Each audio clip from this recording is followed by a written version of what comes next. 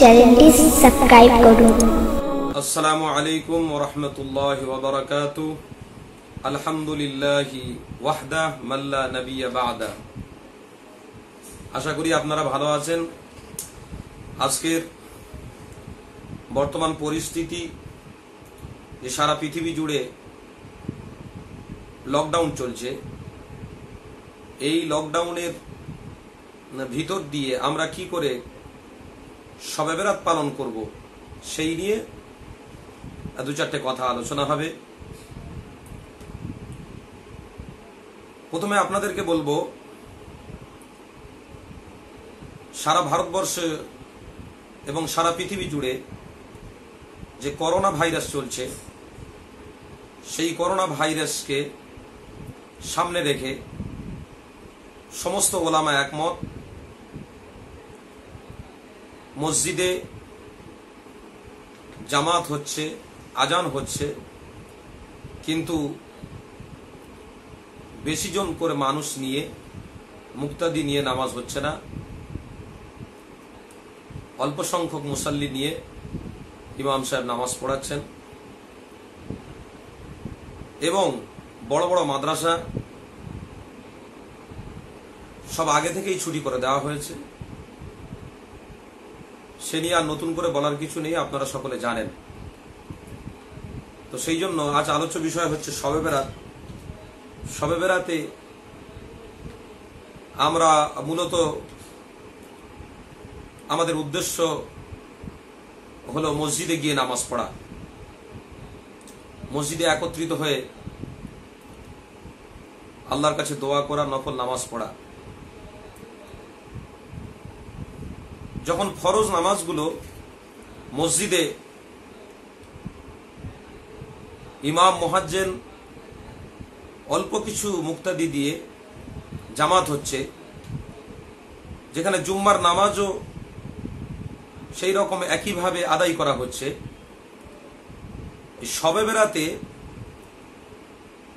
আমরা অনেকে অনেক মন্তব্য করে আছি যে তাহলে আমরা কি মসজিদে যাব না, সেখানে আল্লাহর ঘরে গিয়ে নামাজ পড়ব না? নামাজ অবশ্যই পড়ার জন্য মসজিদে নামাজ অবশ্যই হবে। যে পরিস্থিতির উপর দিয়ে আমরা এখন যাচ্ছি, সেই ক্ষেত্রে আমাদেরকে একটু বেঁচে চলতে হবে। এক তো করোনা ভাইরাস সামনে, দ্বিতীয় সরকারি আইন। এই সরকার যে আইন চালু করেছে লকডাউন, এটাকে আমাদেরকে মান্যতা দিতে হবে, অবশ্যই মানতে হবে। এবং লকডাউন যারা ভঙ্গ করবে তাদের জন্য কি আইন, সেটা আপনারা সবাই জানেন, এ করে নতুন করে বলার কিছু নেই। সেই ক্ষেত্রে আমরা এখন কি করব, আমাদের উপায়টা কি?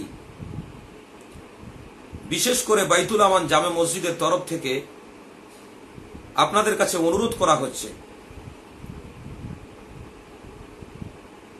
নিসফু মিন শাবান মাসে যে লাইলাতুল বরাত বলে যে রাতটা আছে, ওই রাত্রির ইবাদতটা হচ্ছে নফল ইবাদত। ওই নফল ইবাদত গুলো আমরা বাড়িতে করব। আমরা অবশ্যই এদিকে লক্ষ্য রাখি, কোন গ্রামে, রাস্তাঘাটে, কোন জায়গায় অযথা না ভিড় করা।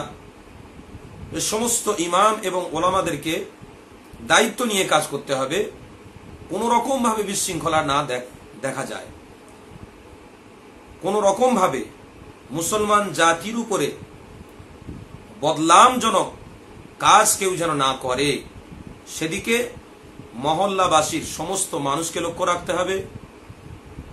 ইমাম সাহেব হুজুররা এবং ওলামা হুজুররা সবাই তো বিবৃতি দিচ্ছেন,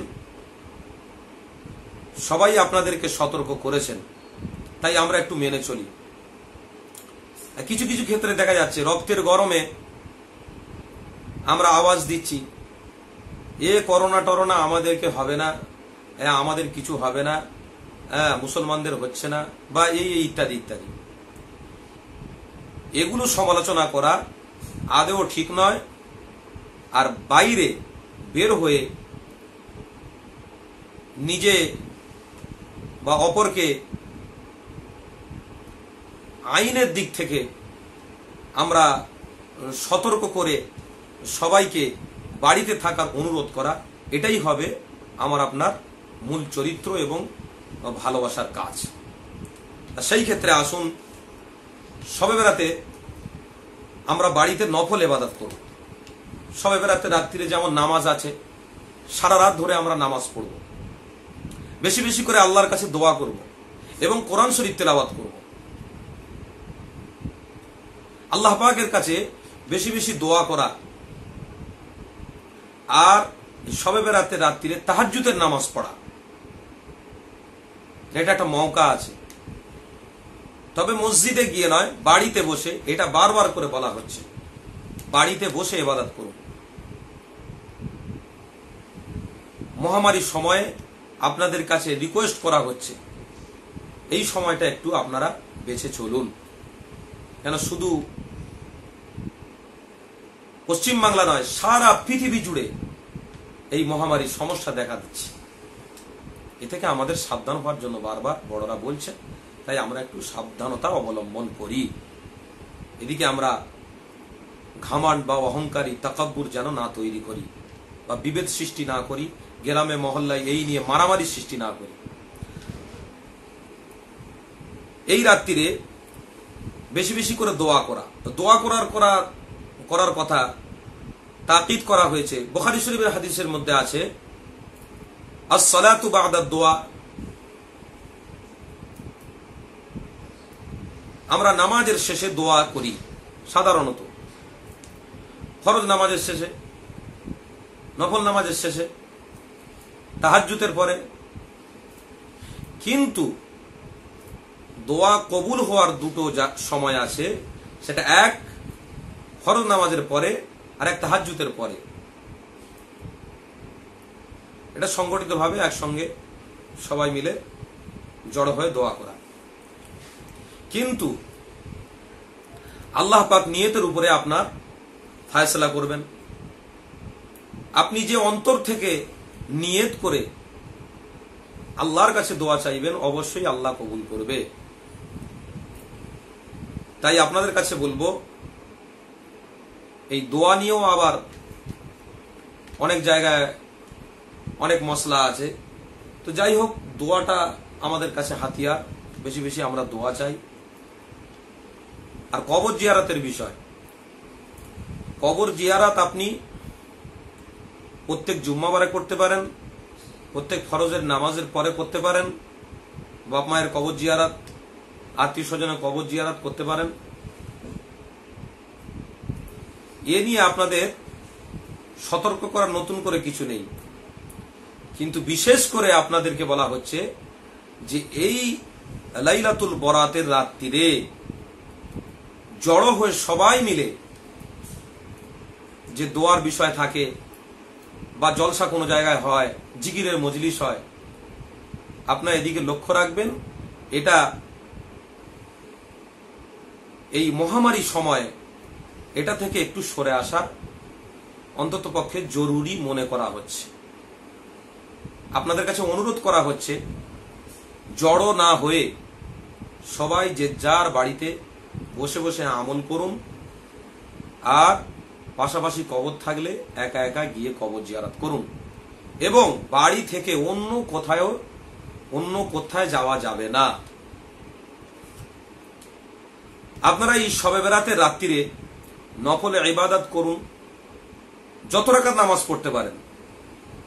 তার সঙ্গে সঙ্গে আপনারা সালাতুত তাসবিহ নামাজ পড়বেন, এটা বিশেষ করে আপনাদের বলা হচ্ছে।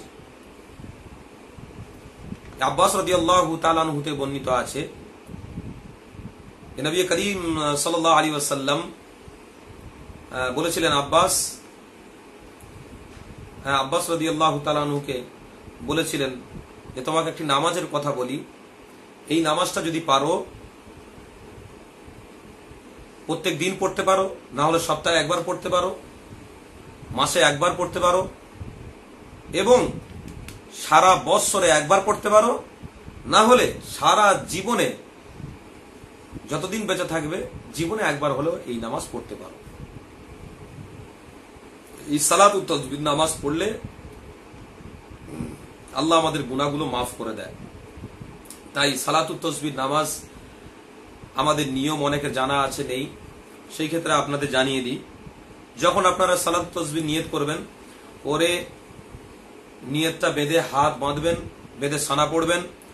সানা পড়ার পরে সুবহানাল্লাহ, আলহামদুলিল্লাহ, ওয়া লা ইলাহা ইল্লাল্লাহু আল্লাহু আকবার, এটা 15 বার পড়বেন। তারপরে সূরা ফাতিহা, তারপরে সূরা মেলাবেন, তারপরে 10 বার পড়বেন সুবহানাল্লাহ, আলহামদুলিল্লাহ, ওয়া লা ইলাহা ইল্লাল্লাহু আল্লাহু আকবার। তারপরে রুকুয়ে যাবেন, তাসবিহ পড়ে 10 বার পড়বেন সুবহানাল্লাহ, আলহামদুলিল্লাহ, ওয়া লা ইলাহা ইল্লাল্লাহু আল্লাহু আকবার। আবার রুকু থেকে উঠে দাঁড়াবেন, রব্বানা লাকাল হামদু হামদান কাসীরান তাইয়িবান মুবারাকান ফি পড়ে নিয়ে আবার আপনারা পড়বেন 10 বার সুবহানাল্লাহ, আলহামদুলিল্লাহ, ওয়া লা ইলাহা ইল্লাল্লাহু আল্লাহু আকবার। আবার আপনারা সিজদায় যাবেন, সিজদায় তাসবিহটা আগে পড়ে নেবেন, তারপরে এই তাসবিহটা পড়বেন। আবার সিজদা থেকে বৈঠকে বসবেন, বসে আবার দোয়া আছে পড়বেন, পড়ে তারপরে এই দোয়া আপনারা এই তাসবিহটা পড়বেন। আবার গিয়ে সিজদায় গিয়ে আবার তাসবিহ পড়ে আবার এই দোয়া। প্রত্যেক রাকাতে 75 বার করে পড়া হবে। প্রত্যেক রাকাতে 75 বার এই তাসবিহটা পড়া হবে সুবহানাল্লাহ, আলহামদুলিল্লাহ, ওয়া লা ইলাহা ইল্লাল্লাহু আল্লাহু আকবার। আবার যখন দ্বিতীয় রাকাতের জন্য উঠে দাঁড়াবেন, তখন আবার যেমন নিয়ত বেঁধে থাকেন, নিয়ত বেঁধে উঠে দাঁড়িয়ে আবার 15 বার এইটা পড়বেন সুবহানাল্লাহ, আলহামদুলিল্লাহ, ওয়া লা ইলাহা ইল্লাল্লাহু আল্লাহু আকবার। তো এই করে 4 রাকাত সালাতুত তাসবিহ নামাজটা অবশ্যই পড়বেন। তারপরে পরে আপনারা তাহাজ্জুদের নামাজ পড়বেন। আমল করার একটি রাত আমাদের কাছে এসেছে, আমরা হেলাদুলা না কাটিয়ে দিই, তবে এটা মসজিদ নয়, মসজিদে জড়ো হওয়া আমাদের কাছে এখন করণীয় নয়। এখন সরকারি তরফ থেকে এবং সমস্ত ওলামারা একমত মানা করে দিয়েছেন যে আপনারা মসজিদে গিয়ে জড়ো হবেন না, আপনারা যে যার বাড়িতে ইবাদত করুন। এই অনুরোধ আপনাদের কাছে করা হচ্ছে। আপনাদের কাছে আবার বলে দেওয়া হচ্ছে যে এই শবে বেরাত, লাইলাতুল বারাতের উপলক্ষ করে আপনারা গ্রামে গ্রামে বিশৃঙ্খলা তৈরি করবেন না, রোডে রাস্তায় অযথা বের হবেন না। আপনারা সাবধানতা অবলম্বন করুন। যেহেতু এ মহামারী রোগের জন্য আমাদেরকে একটু সাবধানতা অবলম্বন করতে হবে। এর জন্য আমরা সবাই এক হয়ে যদি সাবধানতা অবলম্বন করতে পারি তো ইনশাল্লাহ এই রোগ থেকে মুক্তি পাওয়া যাবে। এবং বেশি বেশি করে আল্লাহর কাছে দোয়া করি, আল্লাহ আমাদের সকলকে এই রোগ থেকে মুক্তি দান করুন, আল্লাহুম্মা আমিন। এই আশা, এই ভালোবাসা নিয়ে আমি আমার বক্তব্য এখানে শেষ করলাম। ও আখিরু দাওয়ানা আলহামদুলিল্লাহি রাব্বিল আলামিন।